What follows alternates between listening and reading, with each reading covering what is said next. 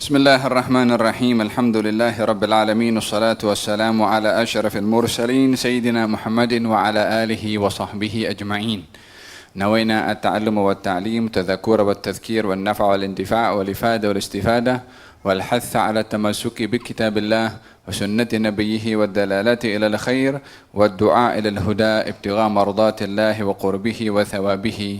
Amin Allahumma amin. Kita akan dengarkan bacaan hadis dalam Sahihul Bukhari dan akan kita bahaskan satu demi satu makna dan faedah dan manfaat yang perlu kita ambil daripada hadis Nabi Muhammad sallallahu alaihi wa ala alihi wasallam demi untuk mendapatkan kabar gembira daripada Rasulullah yang beliau bersabda, naddarallahu imra'an sami'a maqalati fawa'aha fa'addaha kama sami'aha farubba muballaghin aw'a min sami'. Semoga Allah memberikan cahaya kepada wajah seseorang yang mendengarkan perkataan aku dan memahaminya serta menyampaikan seperti mana ia dengar. Terkadang yang disampaikan lebih memahami daripada yang menyampaikan. Moga-moga Allah Subhanahu wa taala melalui kitab Hadithul Bukhari ini kita dapat diberikan pemahaman daripada hadis Nabi Muhammad sallallahu alaihi wasallam dan dapat menyampaikan serta mengamalkan untuk mendapatkan berita gembira tadi dengan diberikan kecerahan dan juga cahaya kepada wajah tentunya di dunia dan juga di akhirat. Amin Allahumma amin. Ngerak. Kitab ringkasan Sahihul Bukhari muka surat 60. Muka surat 60 hadis yang ke-124. Bab al-istinja bil hijarah. An Abi Hurairah radhiyallahu anhu qala attaba'tu an-nabiy sallallahu alaihi wasallam wa kharaja li hajatihi fakana la yaltafit fadanautu minhu faqala ibrini ahjaran astanfit biha aw nahwah wa la ta'tini bi'azmin wa la rawsin fa ataituhu bi ahjarin bi tarafi siyabi fawada'tuha ila janbih wa a'radtu anhu falamma qada atba'ahu bihinna. Membasuh kubur atau dubur dengan sejumlah batu. Diriwayatkan dari Abu Hurairah radhiyallahu anhu, aku menyertai Nabi Muhammad sallallahu alaihi wasallam ketika ia akan membuang air kecil. Nabi sallallahu alaihi wasallam tidak melihat ke arah lain. Ketika aku berjalan mendekatinya, Nabi sallallahu alaihi wasallam bersabda kepadaku, carikan untukku beberapa batu, yakni atau Nabi sallallahu alaihi wasallam mengucapkan kata-kata yang mirip dengan itu. Jangan tulang atau kotoran, yakni raut, maka aku membawa batu-batu dengan ujung jubahku, lalu menjauhkan diri tempat Nabi sallallahu alaihi wasallam. Ketika Nabi sallallahu alaihi wasallam telah selesai, ia pun menggunakan batu-batu itu. Gerak. Bab la yastanji birausin. Jangan membasuh kubur atau dubur dengan kotoran. An Abdullah bin Mas'ud radhiyallahu anhu qala atan nabiyyu sallallahu alaihi wa alihi wasallam al-ghaid fa amarani an atiya bi salasah ahjar fawajadtu hajarain faltamastu as-salisa falam ajidhu fa akhadhtu rawsatan fa ataituhu biha fa akhadha hajarain wa alqa rawsah wa qala hadza riksun. Jangan membasuh kubur atau dubur dengan kotoran. Diriwayatkan dari Ibnu Mas'ud radhiyallahu anhu, Nabi Muhammad sallallahu alaihi wasallam pergi untuk buang air kecil atau besar dan meminta tolong kepadaku untuk mencarikan 3 buah batu. Aku menemukan 2 di antaranya namun tidak berhasil menemukan yang ketiga. Maka aku membawa segenggam kotoran kering dan membawa kepada Nabi sallallahu alaihi wasallam. Ia mengambil 2 batu itu namun membuang kotoran kering itu dan berkata, ini adalah riksun, yakni benda yang kotor dan menjijikkan. Bismillahirrahmanirrahim. 2 hadis dalam kejadian yang sama hanya berlaku di dua keadaan atau di 2 masa yang berbeza. Kejadian yang sama yang berlaku di 2 masa yang berbeza disebabkan perawi hadis ini terkait dengan kejadian tersebut. Kejadian itu adalah baginda Rasulullah sallallahu alaihi wasallam keluar untuk buang hajatnya. Dan saya ingat dalam beberapa kelas yang lalu saya ceritakan bahwasanya keadaan di waktu itu tidak sama seperti zaman kita sekarang yang bilik air tersedia di rumah kita, tapi terpaksa mereka keluar daripada rumahnya untuk buang hajat. Maka baginda Rasulullah ketika keluar untuk buang hajat diikuti oleh Sayyidina Abu Hurairah. Sayyidina Abu Hurairah mengikuti Rasulullah disebabkan oleh kerana keinginan Sayyidina Abu Hurairah untuk berkhidmat ketika Nabi berjalan ke seorang diri. Dan ini adalah sebagaimana dalam kelas yang lalu, bagaimana para as-sahabah itu mempunyai kecenderungan untuk berkhidmat kepada baginda Rasulullah walaupun tanpa dilantik ataupun tanpa disuruh atau tanpa diminta, tapi menawarkan diri atau volunteer untuk berkhidmat kepada Nabi Muhammad sallallahu alaihi wasallam, khususnya dalam hal-hal yang sifatnya baginda Rasulullah mungkin memerlukan kepada satu khidmat. Mungkin kerap kita diperdengarkan satu kisah dahulu Nabi sallallahu alaihi wasallam ketika bermusafir atau dalam jihad, kebiasaannya kemah Nabi akan dijaga oleh pengawal. Dan orang yang jaga di hadapan kemah Nabi berstatus sebagai tentera yang mengawal keselamatan baginda Rasulullah. Ketika turun firman Allah Subhanahu wa taala, wallahu ya'simuka minan nas, Allah menjaga engkau wahai Rasulullah Muhammad daripada bahaya orang. yakni setelah turun ayat itu adalah satu jaminan dari Allah kalau tidak ada sesiapapun musuh yang akan berjaya membunuh kepada Nabi SAW. Sebelum turun ayat ini, Nabi sentiasa dikawal. Ketika ayat ini turun dan Nabi menerima jaminan dari Allah Subhanahu wa taala, baginda Rasulullah bersabda kepada para sahabat yang menjaga kemah Nabi, suruh balik. Kamu balik ke kemah masing-masing, Allah sudah memberikan jaminan terhadap diri aku. Maka semua sahabat ketika itu yang bertugas sebagai pengawal balik, kecuali seorang sahabat Nabi yang berada di depan kemah Nabi. Malam itu Nabi tak sedar kalau masih ada orang berdiri di situ. Malam Nabi keluar daripada kemah, nampak kepada orang itu.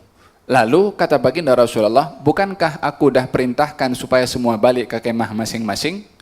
Kata sahabat itu mengatakan, ya Rasulullah, saya berdiri di sini bukan sebagai pengawal, tapi sebagai khadim, pembantu. Orang yang nak berkhidmat, engkau perlu apa-apa, aku ready. Yakni bukan sebagai pengawal, tetapi sebagai pembantu yang nak layan Nabi Muhammad SAW. Sahabat itu dengan rela hati atau volunteer menawarkan dirinya untuk berkhidmat dengan Nabi Muhammad SAW, maka baginda Rasulullah mengatakan kepada sahabat itu, salni, minta apa saja yang kamu suka. Katanya mengatakan, tak ada apa benda yang aku nak minta setelah aku beriman kepada engkau. Kata baginda Rasulullah, mesti engkau minta juga. Nabi menawarkan soalan ini disebabkan oleh kerana Nabi gembira hati dengan orang ini yang tanpa disuruh menawarkan diri untuk keperluan-keperluan yang terkadang hal-hal yang kecil yang mungkin diperlukan bantuan kepada orang lain.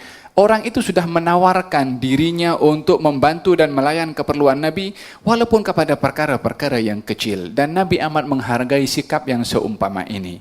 Dalam kemudian kata sebagai balasan sikap yang Nabi suka kepada sahabat tersebut, Nabi mengatakan, minta apa saja yang kamu minta kepada aku. Maka pada akhirnya sahabat itu mengatakan, biar aku berfikir apa yang aku akan minta. Setelah beberapa lama, dia pun ditanya lagi oleh Nabi dan dia mengatakan, ya Rasulullah, bila mana aku nakkan daripada engkau akan keduniaan, maka pada hakikatnya satu hari aku akan berpisah dengan dunia ini.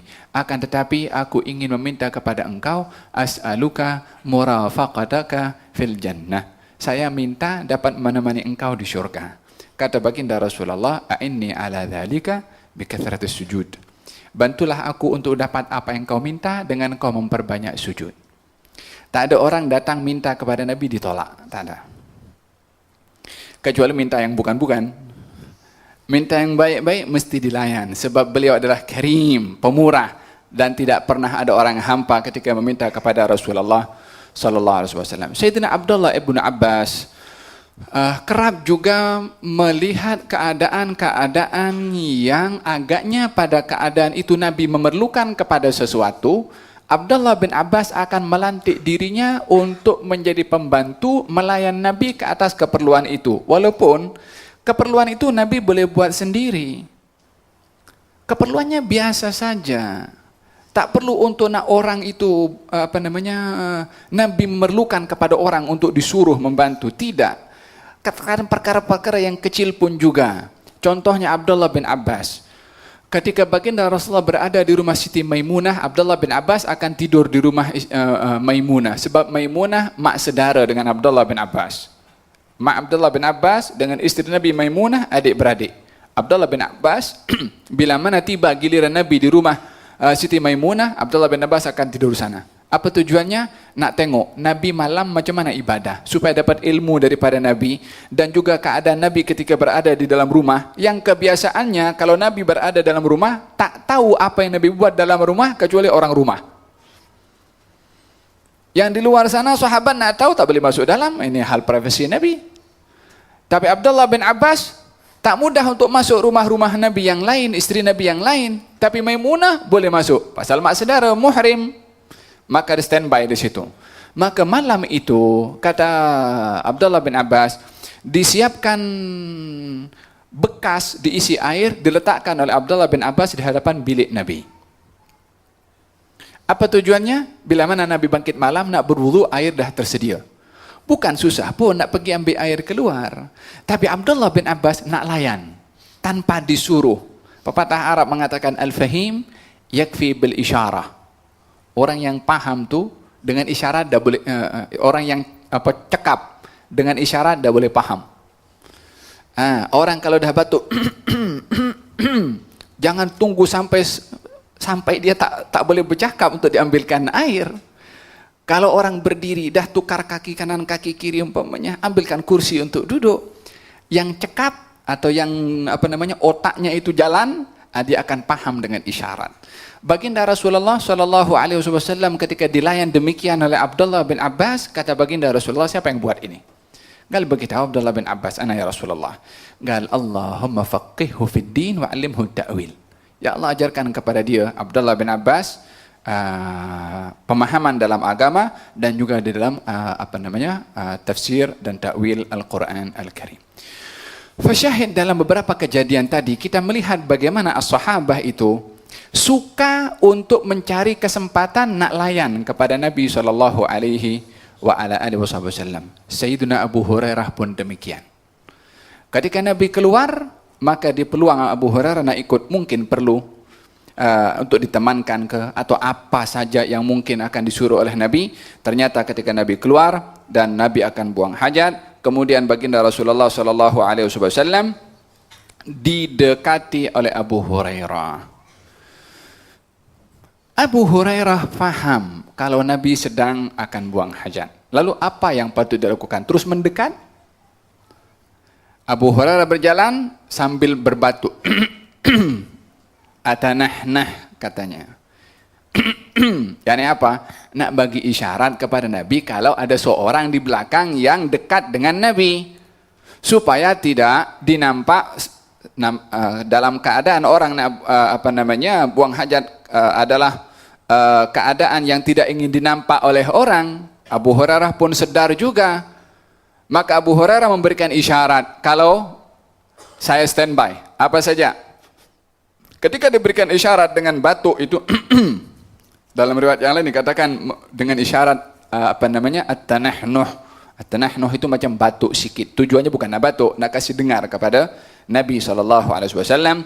Kata baginda Rasulullah, ibghini ahjaran, bawa kepada aku batu untuk aku bersihkan, yakni akan digunakan untuk istinja. Kemudian pesanan Nabi, jangan bawa kepada aku tulang dan juga raus, kotoran binatang yang kering. Kotoran binatang yang kering, binatang yang ada pada waktu itu adalah onta, kemudian keledai, kemudian kambing. Ini kebanyakan yang onta yang ada di zaman itu. Dan dengan cuaca panas yang luar biasa, sehingga kotoran itu kalau dah kering, dia keras. Kalau dah keras itu, mempunyai kegunaan seperti batu. Maka baginda Rasulullah berpesan kepada Abu Hurairah, bawakan kepada aku batu, tapi jangan ambil tulang dan juga kotoran yang kering. Nabi suruh ambil apa tadi? Batu. Kemudian Nabi pesan jangan tulang dan kotoran. Memang tulang dan kotoran pun itu bukan batu. Kenapa Nabi katakan bukan kotoran kering dan juga bukan tulang? Apa tujuannya? Makanya utitu jawami'ul kalim. Aku ini diberi oleh Allah kata-kata yang merangkumi banyak makna. Yani kalau Nabi bersabda maknanya luas dan tidak difahami ikut apa yang kita paham sahaja. Itu je maksud Nabi. Tak, itu awak yang awak paham tentang maksud Nabi, bukan satu-satunya maksud Nabi apa yang awak paham. Kita kalau nak memahami maksud Nabi atau para ulama bila mana memahami maksud Nabi, usaha mereka untuk nak mencapai maksud Nabi. Tapi maksud yang sebenar itu adalah yang hanya tahu adalah Nabi dan maknanya lebih luas berbandingkan daripada penafsiran tentang maksud Nabi Muhammad SAW. Kemudian apa maknanya Nabi suruh ambil batu, tapi jangan tulang dan juga jangan kotoran yang sudah kering. Artinya apa? Ingin memberitahukan bahwasanya alat yang boleh dipergunakan untuk istinja itu bukan batu saja.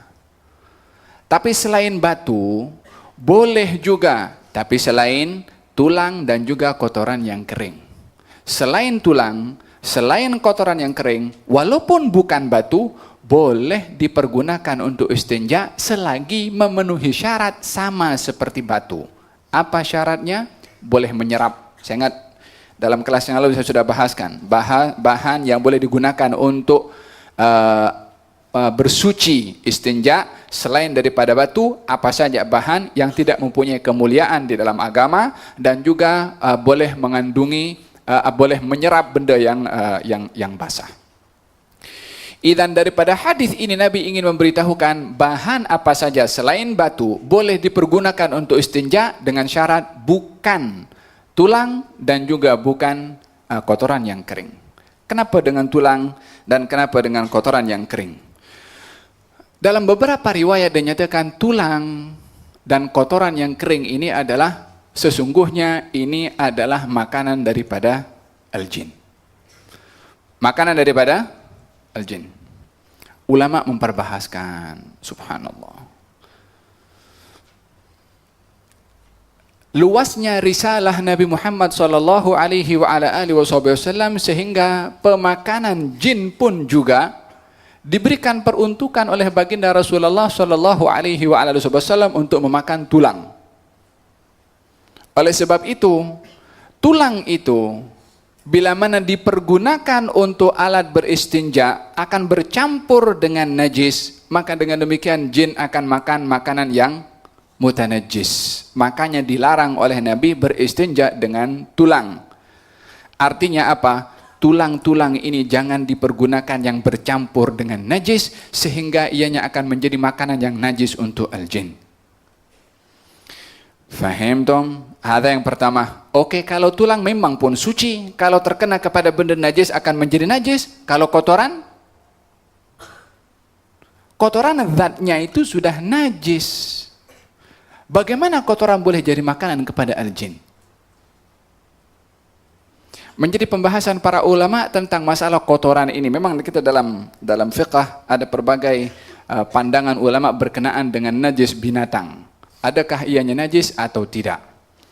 Dalam mazhab kita Syafi'i adalah hukumnya najis. Oleh sebab itu berpandukan kepada hadis yang kedua tadi ketika dibawakan kotoran binatang yang sudah kering, Nabi mengatakan hadza riksun, ini adalah kotor atau najis. Lalu bagaimana Nabi mengatakan sesungguhnya ketika Nabi berpesan jangan bawa tulang dan kotoran binatang yang kering untuk istinja, sesungguhnya itu makanan al-jin. Yang dimaksudkan makanan jin tulangnya sahaja, bukan kotoran yang memang zat kotoran itu adalah najis.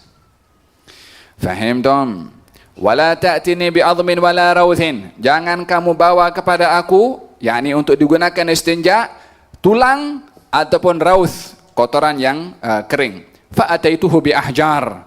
Saya bawa batu-batu, kata Abu Hurairah, bitarafin min thiyabi, dengan baju saya. Fawada'tuha ila jambihi. Saya letakkan di sampingnya. Samping siapa? Di samping Nabi SAW. Yakni diletakkan di tempat yang dekat dengan Nabi, yang boleh diambil oleh Nabi tanpa Abu Hurairah itu terlalu mendekati kepada Nabi Muhammad SAW demi untuk menjaga kehormatan baginda Rasulullah sallallahu alaihi wasallam. Fawadatuha ila jambihi wa a'radtu anhu. Saya letak batu sebelah Nabi, saya kemudian berpaling, artinya saya pergi, yakni tanpa menunggu di situ. Falamma qadha adba'ahu bihinna, setelah selesai Nabi itu buang hajatnya, dan Nabi menggunakan batu-batu tadi untuk beristinja. Hadis ini memberikan beberapa makna penting. Yang pertama tentang melantik diri atau mempunyai kecenderungan untuk berkhidmat, khususnya kepada orang-orang yang layak untuk berkhidmat kepadanya, baik itu orang tua. Maksud orang tua di sini orang tua kita, ataupun abang, ataupun orang-orang yang layak untuk berkhidmat, termasuk juga guru. Kemudian yang kedua, tentang alat yang boleh digunakan istinja, batu dan seumpamanya. Yang ketiga, larangan beristinja dengan tulang ataupun dengan kotoran binatang yang sudah kering. Yang keempat adalah hendaklah menjaga diri daripada melihat ataupun menyaksikan orang yang sedang buang air kecil atau buang air besar, yakni tidak melihat kepada mereka.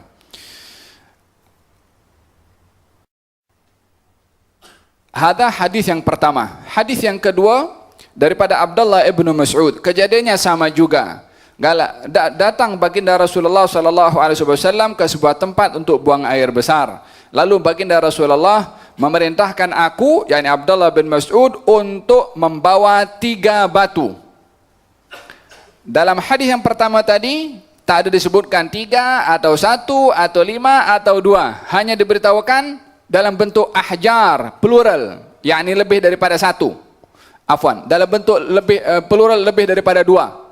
Dalam bahasa Arab, kalau 1 namanya mufrad, kalau 2 namanya mutsanna, kalau 3 ke atas namanya jamak atau plural. Nabi menyebutkan di sini dalam bentuk jamak taksir dalam istilah bahasa Arab. Jamak taksir, hajarun ahjar. Batu, hajar. Kalau batu-batu lebih daripada 2, ahjar. Kalau 2 batu, hajarani atau hajaraini. Nabi sebut ahjar, yakni dalam bentuk banyak. Dalam bahasa Arab bila mana sebut banyak, 3 ke atas. Maka dalam hadis yang kedua dijelaskan lebih terperinci berapa batu yang patut dibawa oleh sahabat Nabi itu untuk digunakan istinja. 3 batu. Tayyib. Sebelum saya bahaskan hadis ini, apa maksud daripada 3 batu? Adakah bermaksudkan kalau selain daripada batu guna tisu, 3 tisu, ataupun yang bahan yang lain mesti 3, atau apa maksud daripada 3 batu? Menjadi perbezaan pandangan ulama. Ini pun Nabi sebut 3 batu. Ulama berbeza pandangan maksud 3 batu itu. Adakah yang dimasukkan 3 batu, batunya mesti 3, atau apa saja yang menyamai dengan batu mesti 3, ataukah kegunaan batu itu yang mesti 3? Adakah alatnya, atau kegunaannya.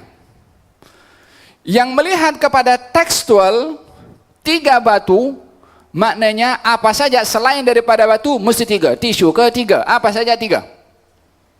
Yang lain pula mengatakan bukan, yang dimaksudkan 3 batu itu kegunaannya batu. Apa kegunaannya? Untuk mengusap. Kalau kegunaannya untuk mengusap, artinya yang ditekankan dalam 3 batu itu maknanya 3 usapan walaupun 1 batu. Faham Tom? Kalau dibahaskan arti 3 batu secara lafaznya, maknanya 3. Kalau diartikan 3 batu kegunaannya yaitu usapan, walaupun 1 batu, walaupun 1 tisu, kalau boleh digunakan untuk 3 kali usapan, diperbolehkan. Kalau batu ada 3 ruang untuk digunakan, atau tisu yang panjang umpamanya boleh digunakan untuk boleh digunakan 3 kali usapan, maka walaupun 1 batu, walaupun 1 tisu, bila mana boleh dipergunakan untuk 3 kali usapan, ianya menempati daripada tuntutan yang dimaksudkan oleh Nabi SAW, maksud daripada 3 batu. Faham Tom? Taib. Fawajadtu hajaraini. Saya bahas satu-satu ya, perlafaz supaya jelas. Fawajadtu hajaraini. Saya, yakni Abdullah bin Mas'ud, mendapati 2 batu sahaja. Wal tamastu tsalitsa. Saya cari batu yang ketiga. Falam ajidhu. Tapi saya tak dapat. Fa akhadtu rawthatan. Maka saya ambil najis binatang yang kering. Abdullah bin Mas'ud tak tahu kalau kotoran binatang yang kering itu tak boleh digunakan untuk istinja. Jadi diambil oleh Abdullah bin Mas'ud karena tidak tahu. Fa'ataituhu biha. Maka saya bagi kepada Rasulullah. Fa'akhadhal hajaraini. Maka Nabi ambil 2 batu tadi. Wa alqar rawthata. Dan membuang najis binatang yang kering itu. Wa qala hadha riksun. Dan Nabi mengatakan, hadza riksun, ini adalah kotor atau najis. Dalam hadis ini, Nabi tidak minta batu yang ketiga. Nabi tidak minta batu yang ketiga. Tapi Nabi menggunakan berapa batu? 2. Usapannya tetap 3. Makanya dalam hal ini diambil pegangan oleh madhab al-Imam Syafi'i, orang yang beristinja menggunakan selain daripada air, batu atau seumpamanya, wajib 3 kali usapan. Walaupun 1 batu, walaupun 1 tisu. Tapi 3 kali usapan minimum. Kenapa saya katakan minimum? Kalau 3 kali usapan, maaf cakap, najis keluar lagi, maka 3 kali usapan tak dikira. 3 kali usapan tidak dikira. Kalau 3 kali usapan sudah digunakan, nak usap yang keempat silahkan sahaja. Hanya digalakkan untuk jumlahnya adalah ganjil. Tak boleh kurang daripada 3. Kalau 3 kali usapan najisnya keluar, masih keluar lagi, yang 3 kali usapan tak dikira. Karena diusap 3 kali yang akan datang. Kalau 3 kali usapan bersih tak ada yang keluar, nak tambah supaya meyakinkan, silahkan 4 atau 5. Walaupun digalakkan jumlahnya adalah ganjil. Nanti kita akan sampai kepada hadis di mana baginda Rasulullah menggalakkan orang kalau beristinja digalakkan jumlahnya adalah ganjil selain daripada air ya. Fa akhadhal hajarain wa alqar rawthata wa qala hadza riksun. Ini adalah najis. Demikian kata baginda Rasulullah sallallahu alaihi wasallam. Gerak.